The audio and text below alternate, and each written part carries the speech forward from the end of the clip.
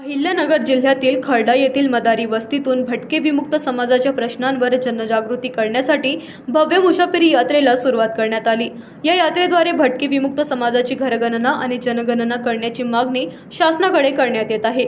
यावेळी भटके विमुक्त समाजाचे नेते तथा नगरसेवक ॲडव्होकेट डॉक्टर अरुण आबा जाधव यांनी शासनाच्या घरगणना प्रक्रियेवर प्रश्नचिन्ह उपस्थित केले। भटक्या समाजातील पाल, कुळाचे घर आणि झोपड्यांची नोंद ऑनलाईन घरगणना प्रक्रियेत होत नसल्याने या समाजाची अचूक लोकसंख्या समोर येत नसल्याचे त्यांनी सांगितले।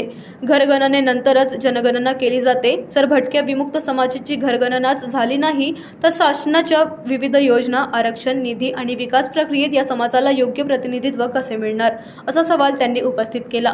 महाराष्ट्रातील अहिल्यानगर, पुणे, सोलापूर, धाराशिव, लातूर, बीड, जालना आणि छत्रपती संभाजीनगर या जिल्ह्यांमध्ये ही मुसाफिरी यात्रा करण्यात येणार असून समाजातील विविध प्रश्नांबाबत जनजागृती केली जाणार आहे।